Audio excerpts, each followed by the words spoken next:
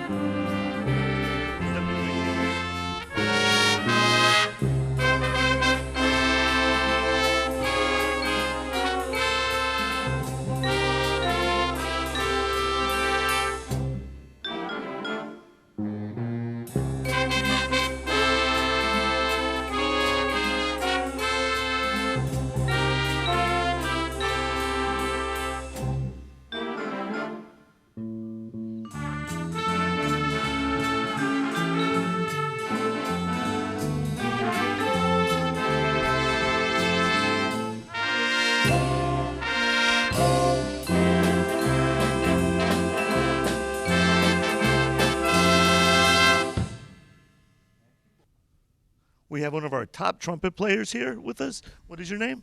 Joyce Almeida. We're here with Joyce Almeida. Joyce, what do you like most about being in the jazz ensemble? That we get to explore different types of jazz music, and that it's different, and that it's not the same as like all the other music programs that we have here.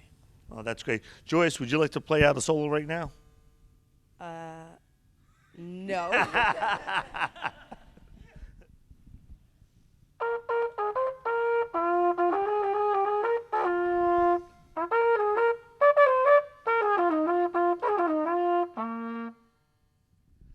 Great job.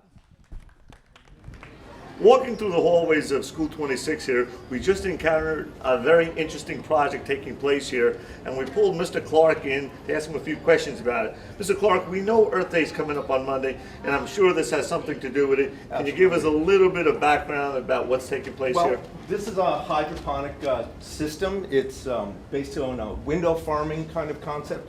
And it really meets a lot of educational goals on a whole lot of different levels. First of all, it's urban agriculture, which is very new. I mean, we live in one of the most populous cities in the world, and we're in a food desert.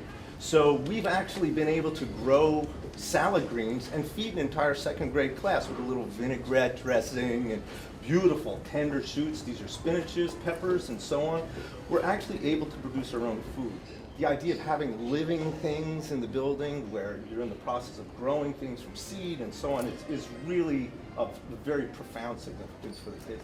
Well, we thank you for all the good work Thank you're you. doing here. This is Excellent. really exciting things happening here at School 26. Great, thanks. It seems as though every time we turn another corner here at School 26, we're met with something more remarkable than the last thing. Can you explain a little bit about what's going on over here? Sure. This was some dead space at one time from when they built the school. So what we did is we converted this into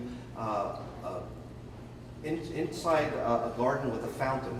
The purpose of this is to not only have an aesthetic beauty to it. The kids can walk by, they can hear the fountain, they can see the plants. There's fragrant flowers that'll grow. But what you can't see is down there is a bed of river rocks. What we've done in the school is for the marking period scholar, superintendent scholar, and principal scholar, we have a ritual here where the kids get a rock. And the idea is that no two rocks are the same. They're shaped by their experience, by their environment, just like children are shaped by their parents and by school, and that they're unique. Yet they are long-lasting, and all the great works of mankind were built by rocks, whether it's the pyramids, the Sphinx, the Great Wall of China. So it's lasting. It becomes part of our lore, part of our history, just like the kids are part of our history. That uniqueness stays with us forever. So we give them a rock, and they come by and they put it into here, and that adds to the foundation of knowledge of our school. It becomes part of who we are, and the culmination is this fountain, which kind of represents the wisdom that grows out of that foundation of knowledge. Thank you. We're now going into a fourth grade class, and you can tell us a little bit about this class. Sure. This is a Mandarin Chinese class. Every student here from pre-K to grade 6 gets Mandarin, and then in 7th and 8th grade it becomes a language choice. We're the only school in Elizabeth that teaches Mandarin, and we don't have a strong Mandarin population. So how can we get the kids to practice Mandarin at home? And we're doing that through technology. One of the things we're doing is we're piloting right now a new product that's being developed. We're working with the developers on this right now. Ms. Mena and myself met with the developers, and it's something called China Cube. It's a three-dimensional cube that on one side has a barcode, the other side has a Chinese character, another side has a meaning, the English meaning, another side has the pinyin or translation using letters, how you pronounce it.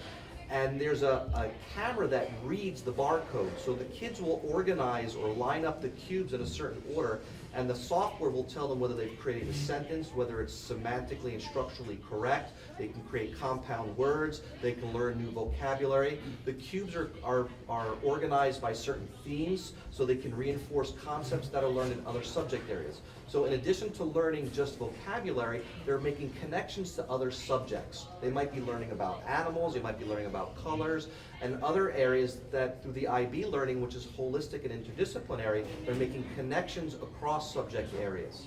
So why don't we take a minute and go inside and see this in action? Okay, great. Okay, here we are at one of our fourth grade classes at School 26 with, again, Mr. Tarabaum. Can you please introduce the staff here? Sure, this is Miss Gladys's 4th grade homeroom, and we have a Mandarin Chinese class going on here. The teacher in the classroom is Miss Teresa Holiang, and she's being supported today by Miss Jennifer Hu, our other Mandarin teacher. It's a pleasure to be here today. Thank you both for being here today. You guys are doing a wonderful job. Tell us, how long have we been teaching Mandarin here at School 26? For me, I was the teacher since day one. That means almost 15 years. Oh, 15 years, that's great. Yes. Now, what's the, how difficult is it for the children to learn Mandarin? Well, I would say it's difficult in one way if they want to learn how to write Chinese symbol, but to do for the spoken language is really pretty easy because our grammar is very simple compared to Latin language. That's great. Now, how do you incorporate technology into your Mandarin class? I think technology is definitely important resource, but I would say technology is like a supplement for my teaching. It will help student engage in learning, but it's not the whole thing. That's my idea. But Mrs. Holiang is very good in technology, so you know, to add her as one of our staff, it really will, you know, make our Chinese learning more fun. and more strong. And I really want to learn something from her too. Now I think we're going to ask you to maybe demonstrate some of the technology and the techniques My that pleasure. take place here at School 26. Okay. Now this is the Chinese cubes. We just adapt this one. So now just letting the kids to see. You see, this is called AR, artificial reality. So this has four sides that's showing the English part, and you can see here. This is the camera. So over here, okay, immediately you can see the Chinese character. This one's in traditional Chinese, and we have this cube says 翻译, translate. Immediately you can see the translation. And then it shows up on the smartboard. Yes, on the starboard. We can either do it larger, bigger, like this, or we can. This part is for we have like a sentence. The width is for 8 cubes. So this is a translation, and here is to speak, and it will show you the pinyin. The pinyin is the way we pronounce the words, and also here's a copy. We have very limited cubes. Some of cubes, if we want to repeat it, we use it again. If we're short of it, we use this copy. See, copy in, and become 2 together. And this one to write. To write is very important. See, they're showing the stroke order. If the kids cannot see it, it's so small, we just move up. Bigger and bigger and bigger and bigger.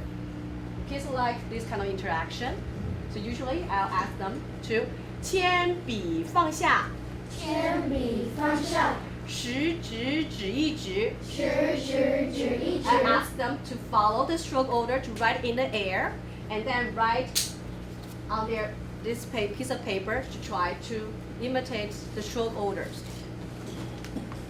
And then with this one, more like a bodily kinesthetic movement, it's easier for them to secure this learning. Thank you. And what's your name? Robert. Robert. And yours? Daniela. Hi, Danielle and Robert. Okay, Robert, how do we say good morning in Mandarin? Taoan. Taolen? Taoan. Taolen. And do you guys like Mandarin? Yes. Do you enjoy learning Mandarin here at School 26? Yes. And how long have both of you been attending School 26? Me, 6 years. 6 years. So you're very fluent in Mandarin now, right? You speak it at home all the time. Great. 3 years. 3 years. I think yesterday I heard them singing a song, right? 对了。 So can we have them lead you in a song today? Sure. 眼睛黑溜溜，像只肉骨头，一只大黄狗，吃完肉骨头，你把尾巴摇一摇，对我点点头。 We're now so excited. We're going to visit the classroom of the Union County Teacher of the Year here at School 26. Mr. Tenenbaum, would you like to tell us a little bit about this classroom? Sure. This is Ms. Devaney's 4th grade class. She's going to talk to us a little bit about what IB means and how IB has changed her as an educator and how it's impacting the kids' learning at School 26. She's an amazing teacher, and as you've said before, she's the current Union County Teacher of the Year. Great. Okay, here we're in the 4th grade classroom of Miss Erin Devaney, Union County Teacher of the Year. I can't tell you how excited I am to be here and meet the famous Miss Devaney. Miss Devaney, thank you for having us here today. Thank you so much for being here. Welcome. Thank you. What impact has IB had on the way you teach and the way the kids learn? Well, I think the students are very interested in worldviews, and now we're able to really focus on that. And as they grow older and they're in high school and they get jobs and they're older, they really even see at their age the connection that their education now is going to have on their abilities later to really be able to work anywhere and get along with anyone. So it's definitely a good fit for us. How do you see it influencing other parts of the building? The building definitely is much more cohesive than it always was. We always strive to have interdisciplinary learning, and now it's evident, and it's really nice how everyone has really gotten to work together, much more so than in the past, to really come up with some great projects for the students to work on. Great. And how do you think IB is a good fit for School 26? Well, we have a wonderful staff here. Everyone really gets along very well. We like working together, and it's given us that ability to really take our individual talents and grow them immensely for the benefit of our students. Great. And how does IB benefit the students here in the school? Well, the students have so many questions about the world around them, and this particular curriculum allows us to address a lot of those questions that they had, where previously we might not have been able to have gotten into them as much in depth. And also, as they grow, a lot of these students are going to have jobs that are going to allow them to travel the world and go and really be world citizens. And in an IB school, they become the world citizen here, and so later on, they're going to definitely have some benefits from this program.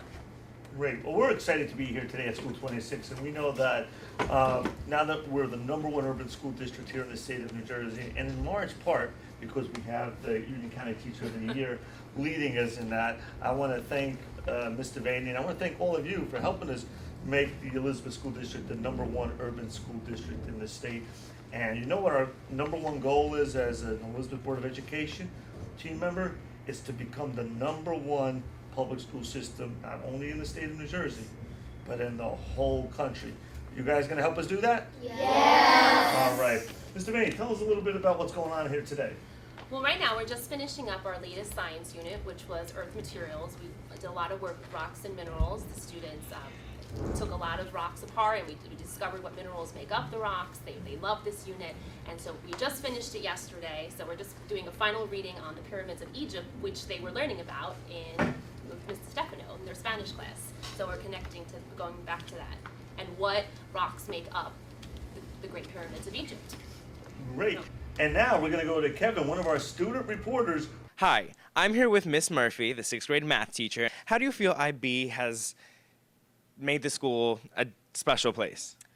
Well, I noticed that there's more communication between the teachers. I feel like we're more of a team, and as together we're more accountable with the children. There's a lot of communication with how we're teaching lessons. Like I know now when I'm doing something in math, I can easily say, I know what's going on in your social studies class and figure out a way to tie this in. We've done do-nows based on certain things with statistics that they were given in social studies classes during the Great Depression, and we were able to do word problems on that.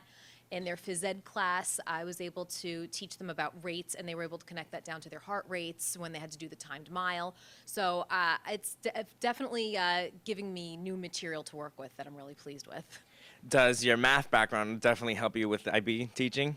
Yes, it definitely does, because I can think of different ways that I can draw math out of other concepts. And in the past, this is something that I've played around with for a couple of years. I used to follow 6th grade to science class sometimes. And the best part about that is when I saw their science experiments take place, I would see certain skills that they would need in their math background that they weren't really, I wasn't really focusing on as heavily. So I knew that I could practice more things with that in their math class, whether it's at the end of math class or at the beginning of math class before I was starting the objective of my lesson for the day. And what are some reasons that IB is beneficial to the students? I see a lot of positive changes just watching the students. I think the work speaks for itself. I hear students saying things sometimes that I know that they're recalling prior knowledge without me specifically saying you must recall prior knowledge. When they're doing it on their own, that's how I see the payoff of IB learning. Awesome. Well, like I said, I'm with Miss Murphy, and back to you, Mr. Monteiro.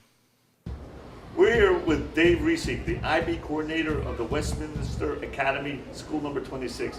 Dave, tell us a little bit about your program. Hi, I'm the IB coordinator. I deal primarily with the pre-Ks through the 5th grade in bringing them into the IB world, making them worldwide learners. Dave, tell us a little bit about what's going on here with this chart behind us. Sure, this is our curriculum. This is what we do in our school. Our IB program is based on 6 different thematic approaches. And through that approach, we do it in different years and in different ways. Hopefully, by the time they get through our entire continuum, they have had all these different learning experiences that enrich them and make them better worldwide learners. So can you tell us why IB is a good fit for this school? IB depends on what we call transdisciplinary learning. It means that the learning is not just in isolated curricular areas, but all areas work together to bring about the central idea of the themes we're working on. And how do students learn IB? Students learn IB through a lot of planning and a lot of work that's probably not seen by the students or the parents. The teachers have to get together and work collaboratively, extensively, in order to present something unified that the students can understand and excel at. And can you tell us a little bit about what holistic learning is? Sure, holistic learning is learning everything, not just to a test, not just to a certain curriculum, but in all aspects for all children. Thank you, Dave. I know Dave has been here with the school for 15 years since it's opened. And Dave, what do you think about us being the #1 urban school system in the state of New Jersey? I'm just so thrilled, and I'm not surprised because I've seen the growth of this district over the last 10 years. It's been phenomenal. Thank you, Dave. This is a really incredible board here in the hallways of the Westminster Academy. It's the International Baccalaureate Program of Inquiry. Dave, can you tell us who made this board and then give us a little explanation about it? Well, this board was designed by Mrs. Campbell, our art teacher, and myself and a few other teachers. We put this together, and it's been sitting up here for about a year and a half now since we've kind of gotten into the IB. Can you explain a little bit about the board and the program? Sure, this is a curriculum map. For example, if I was going to take one of the thematic units, say where we are in place and time, and I was to look at our pre-K, I would see that we have a blue border around our curriculum. And it is an inquiry into ways in which we discover and express ideas, feelings, nature, culture, beliefs, and values, the ways in which we reflect on, extend, and enjoy our creativity. In order to do that, we have a central idea that says that stories inform us and help our imaginations grow. And in doing that, we want the students to concentrate on perspective, connection, and form. In order to do that, we have what we call lines of inquiry. And our lines of inquiry that we use are predominantly, how do stories help children learn? How can we learn about our lives through literature? And how can creativity be developed through literature? Dave, how do the other teachers here at the school understand and use this program? Well, we have the various different lines of inquiry that we look through the entire year. And when we have something going on by one homeroom teacher, all of our other teachers that work with those children are able to see what's going on, what type of central idea we have, how we can use it, and how it can be explored in many different ways. We're here at the School 26 lobby where behind me is the artworks of some of our 7th and 8th graders who painted self-portraits of themselves. And this is a remarkable exhibition of the talent that we have here at School 26. And over here, I'm going to be joined by our principal, Mr. Howard Teitelbaum, who's going to explain and tell us a little bit about all the activities going on here in the school, particularly about the art program. We're here with a rich amount of art that all the students produce, and all kids have art here, and we have many art electives. Art is really important for the school for two main reasons. One of them is because it has an aesthetic value. It's affecting the heart. We call this affective domain instead of cognitive domain. So kids are learning that they are talented in many different ways, and this is just one of those manifestations. So when kids are learning to play multiple instruments and being creative through the art, it tends to help our attendance rate. They're in school, they're happier while they're in school, they want to be in school. So the arts are important for that. The other reason arts are important is because it helps the brain to think differently and learn how to learn. We call this metacognition. A lot of times we're struggling as educators to try to get a student to apply themselves in, let's say, a language arts class. Well, you look at artwork over here. No pieces of artwork, two pieces are the same. Since when is a piece of artwork right or wrong? The way a student approaches art should be the way a student approaches writing to a great extent. It's about refinement, it's about revision, it's about reflecting. You take a step back, you look at your artwork, you come back, you revisit it, you're self-critical, it's student-centered, the teacher's more in a supportive or coaching role. The criteria for learning and success isn't a right or wrong. If we can get students to apply that same philosophy as they write, then they will come back and revisit their essay, they will refine their essay, they will become their own critics about their own writing. So this trains the brain to approach learning in a different way. So while it has an aesthetic value, it also has a cognitive and metacognitive value for students as well. Thank you. Howard, something I also noticed here today at the school while visiting the classrooms and in the hallways and talking to so many of the staff members, Mr. Clark and Dave Reese, is the passion. The passion that is exhibited here in the school is something that I think is happening throughout our district. Talk a little bit about why that passion exists here at School 26 and what that means and what does it translate to and how does it translate to the students? We're the only school that's an extended year school, and we have, because of that, a very stable faculty. Teachers come here and they stay here. They invest in the building. They invest in what's going on in the school outside of their own classroom. They see themselves as teachers of School 26, not teachers of second grade or teachers of social studies, which means that they're interested in what's going on outside of their room, in the hallway, and all the kids, even kids who aren't theirs this year, they might be theirs next year. So the kids are happy to be here, the teachers are happy to be here, and we approach this as a large family. It takes a village to raise a child, and every teacher here is a member of that village. Thank you. We couldn't be prouder of what's happening here at School 26. And just this past week, the state released some of the reports on public education here in the state of New Jersey. And we were excited when we happened to read that School 26 is now one of the high-performing schools in the state. What do you have to say about that, Mr. Titlebaum? Well, I'm very excited to hear that news. I was very confident that we were doing well. And I think it has a large part to do with how we approach teaching and learning here. One of the things that we've done is we have an intervention period, but how we've structured it is slightly different. We look at the students' grades in the computer, and we notice that 2 students are failing a class. They both have a 60 average.